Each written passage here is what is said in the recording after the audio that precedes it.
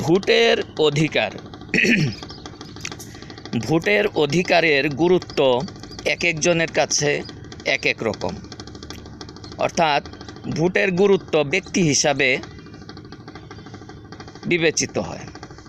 High everybody, I am Junaid Ashrafur Rahman, Honours Masters LLB from Bangladesh, Mymensingh District, Nandail Municipality, 5 number ward. Hello, আমি Junaid Ashrafur Rahman, honours masters LLB। আমার বাড়ি বাংলাদেশের ময়মনসিংহ জেলার নান্দাইল পৌরসভার 5 number ওয়ার্ডে। ভোটের অধিকার প্রত্যেক গণতান্ত্রিক দেশের জন্য অত্যন্ত গুরুত্বপূর্ণ বিষয়। অর্থাৎ অবাধভাবে নির্ভয়ে জনগণ যদি ভোট দিতে পারেন, সেটাই হচ্ছে ভোটের অধিকার। এখন বিষয়টা হচ্ছে, ভোটের অধিকারের যে একটা গুরুত্ব আছে, সেই গুরুত্বটা কিন্তু সকলের কাছে সমানভাবে প্রযোজ্য না। এক একজনের কাছে ভোটের গুরুত্ব এক এক রকম। এখন কোনো ব্যক্তির মূল রাজনৈতিক উদ্দেশ্য বা ভোটের অধিকারের উদ্দেশ্যের সাথে যদি বাস্তবের ভোটের এবং নির্বাচনের কর্মকাণ্ড যদি না মিলে, তাহলে তিনি বলবেন যে ভোটের অধিকার নাই, ঠিকমতো ভোট দেওয়ার ব্যবস্থা নাই। এখন এক একজনের কাছে ভোটের অধিকার এক এক রকম। সেটা কীরকম, সেটাই আলোচনা করছি। কর্মজীবী মানুষের কাছে ভোটের অধিকার একরকম, রাজনৈতিক ব্যক্তিদের কাছে ভোটের অধিকার একরকম। সেটা আবার সরকারি দলের সদস্যের কাছে ভোটের অধিকার একরকম, বিরোধী দলের সদস্যদের কাছে ভোটের অধিকার এক এক রকম। সেটা কীরকম, মনে করেন উবাইদুল কাদের সাহেব, উনি ক্ষমতায় আছেন, ওনার দল ক্ষমতায় আছে, অতএব তিনি অবশ্যই সেটা বলতে বাধ্য যে বাংলাদেশে ভোটের অধিকার 100% ঠিক আছে, বলতেই হবে, মাস্ট। কারণ তিনি আওয়ামী লীগের সেক্রেটারি, গুরুত্বপূর্ণ নেতা, বীর মুক্তিযোদ্ধা এবং বাংলাদেশের একজন প্রভাবশালী মন্ত্রী, অতএব তিনিকে বলতেই হবে, মাস্ট। আচ্ছা, উবাইদুল কাদের সাহেবের কাছে ভোটের অধিকার ফিল আপ হয়ে গেল, ওকে।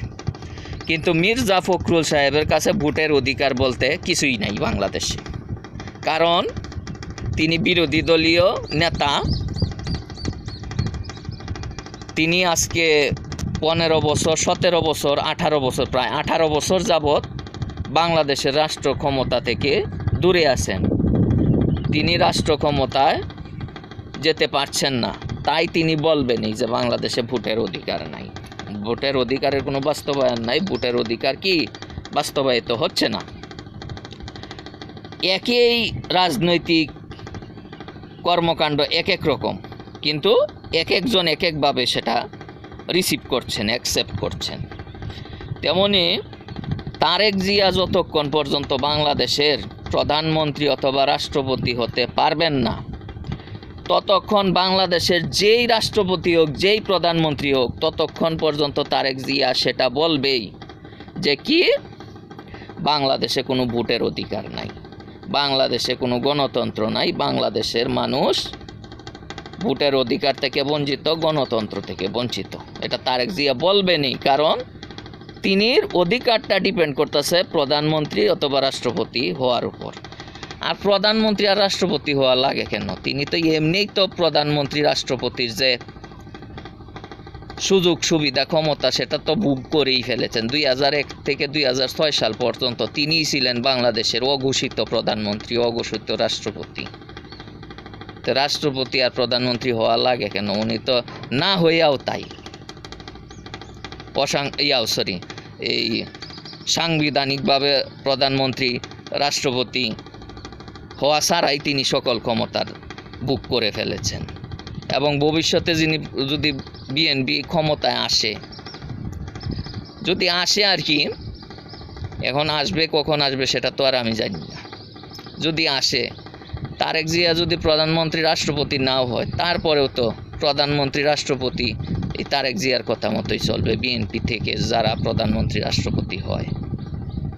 অতএব বিএনপি যতক্ষণ পর্যন্ত ক্ষমতায় না আসে ততক্ষণ পর্যন্ত তারেক জিয়া বলবেন যে বাংলাদেশের মানুষের ভোটের অধিকার নাই।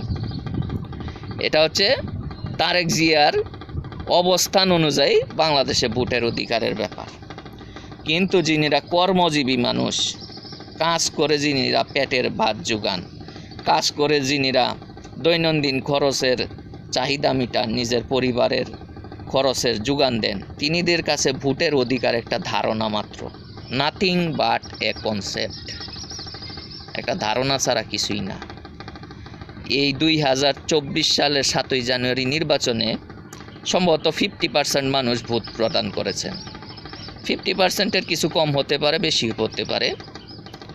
একুরেট হিসাবটা যদি আপনার কাছে জানার ইচ্ছা থাকে তাহলে আপনি গুগলে সার্চ দেন যে 2024 সালের 7ই জানুয়ারি নির্বাচনে কত পার্সেন্ট ভোট প্রদান করা হয়েছে। আপনার যদি আগ্রহে থাকে তাহলে গুগলে একটা সার্চ দেন। আচ্ছা, এখন বাকি যে লোকজন ভোট দিলেন না, সেটা কি সরকারের বিরোধিতার কারণে? মোটেই না, কর্মের কারণে, মানে তাদের পেশার কারণে। একজনের বাড়ি হচ্ছে ঢাকা মুন্সিগঞ্জে, কিন্তু তিনি চাকরি করেন সিলেট চা বাগানে, তিনি ছুটি পেলেন না, তিনি এসে ভোট দিতে পারলেন না। তিনির একটা অধিকার আছে, কিন্তু কি পেশার কারণে তিনি সেটা করতে পারলেন না। কিন্তু তিনি যদি ছুটিটা পেতেন ভোট দিতে পারতেন। এখন ভোট উপলক্ষে যদি সারা সরকারি এবং বেসরকারি কর্মক্ষেত্রে যদি ছুটি দিয়ে দেওয়া হয় তাহলে বাংলাদেশের হাজার হাজার কোটি টাকা লোকসান হবে। যে কারণে নির্বাচন উপলক্ষেও ঢালাওভাবে সকলকে ছুটি দেওয়া হয় না। যে কারণে কর্মজীবী মানুষের ভোট দেওয়ার অধিকার পাওয়া সত্ত্বেও তিনিরা কি পরিস্থিতির কারণে ভোটটা দিতে পারলেন না। এখন যিনিরা কর্মজীবী মানুষ, তিনিরা ভোটের অধিকার পেয়েছেন, তিনিরা মনে করেন যে হ্যাঁ আমরা ভোটের অধিকার পেয়েছি, কিন্তু কর্মক্ষেত্রের কারণে ভোট দিতে পারেন নাই। যেমন আমি জুনায়েদ আশরাফুর রহমানকে দিয়েই বলি, আমি কিন্তু কোনো রাজনৈতিক দল করি না, আমি চলি আমার নিজের যে আয় রোজগার আছে সেটা দিয়ে আমি চলি। আমার কাছে মনে হয় যে বাংলাদেশে ভোটের অধিকার আছে, বাংলাদেশে ভোটের অধিকার পুরোপুরি আছে। আমি যে কতবার ভোট দিয়েছি, অবাধ এবং সুষ্ঠুভাবেই ভোট দিয়েছি। আমি ভোট কেন্দ্রে গিয়ে ভোট দেওয়ার সময় কেউ আমাকে প্রতিমধ্যে কেউ বলেন নাই যে ভোট দিতে যাইও না, ভোট দিতে গেলে ক্ষতি হবে, ভোট দিতে গেলে কি অনেক ক্ষতির সম্মুখীন হবে বা ভোট দিতে দেব না, এসবের কথা কেউ কিন্তু বলে নাই এবং কোনো ধরনের বাধাও আমি পাই নাই। যে কয়বার আমি ভোট দিয়েছি অবাধ এবং সুষ্ঠুভাবেই দিয়েছি, নিজের মতো করে গিয়ে দিয়েছি। আমি যতবার ভোট দিয়েছি আমার যেখানে আমার কি ভোট আছে মনে হয়েছে যে একদম খুব সুন্দর একটা পরিবেশ, কোনো ধরনের কোনো ঝামেলা নাই, কিছু নেই। তাই একজন নাগরিক হিসাবে, নির্দলীয় ব্যক্তি হিসাবে আমি অবশ্যই বলবো যে বাংলাদেশের ভোটের অধিকার আছে। ঠিক আছে, আমার কাছে মনে হয় যে বাংলাদেশে ভোটের অধিকার আছে। এখন যারা রাজনীতি করে বা বিভিন্ন প্ল্যাটফর্মে রাস্তাঘাটে বক্তব্য দেওয়া সেটাও একটা প্ল্যাটফর্ম।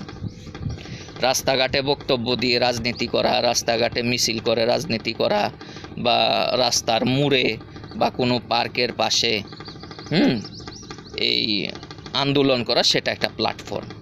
ইউটিউব একটা প্ল্যাটফর্ম, ফেসবুক একটা প্ল্যাটফর্ম, হ্যাঁ, অনলাইনের যে বিভিন্ন লেখালেখির প্ল্যাটফর্ম আছে সেটাও একটা প্ল্যাটফর্ম।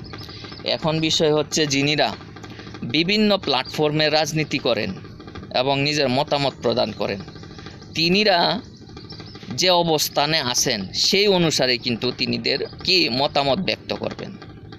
যেমন আমি নির্দলীয় ব্যক্তি, আমার কাছে ভোটের অধিকার আছে, অতএব আমি অনলাইনে বলবো যে হ্যাঁ বাংলাদেশে ভোটের অধিকার আছে।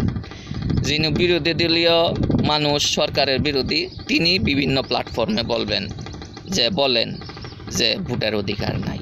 আবার যিনি সরকারি দলে আছেন তিনি বিভিন্ন প্ল্যাটফর্মে বলেন যে ভোটের অধিকার পুরোপুরি আছে। সেটা হচ্ছে ব্যক্তির অবস্থান অনুযায়ী তিনি বলেন। এখন ভোটের অধিকার মানুষের মৌলিক একটা অধিকারের বিষয়, অর্থাৎ দেশের গণতান্ত্রিক দেশের নাগরিকের। এখন যিনি যে অবস্থানে আছেন সেই অবস্থান অনুযায়ী ভোটের অধিকারটা তিনির কাছে সেরকম, ঠিক আছে। অতএব আপনি যে অবস্থানে আছেন আপনার অবস্থানেরটা আপনি বলবেনই, এটা আপনার বলার একটা অধিকার। কিন্তু এসব বলতে গিয়ে যদি সাধারণ মানুষ বিভ্রান্ত হয়ে যায়, সাধারণ মানুষ কনফিউজড হয়ে যায়, তাহলে সেটা অন্যরকম একটা বিষয় হয়ে যায় যে অমুক মানুষটা ওনার এসব বক্তব্যে সাধারণ মানুষ বিভ্রান্ত হয়, এরকম কিছু করাটা আসলে ঠিক না ভোটের অধিকারের কথা বলতে গিয়ে। এখন সেটাই হচ্ছে আলোচনার বিষয়। আপনার যে অবস্থান সেই অবস্থান অনুযায়ী আপনি বলবেনই। আমি নিষেধ করলেও বলবেন, নিষেধ না করলেও বলবেন, সেটা তো আপনার ব্যাপার। ঠিক আছে, সকলকে ধন্যবাদ।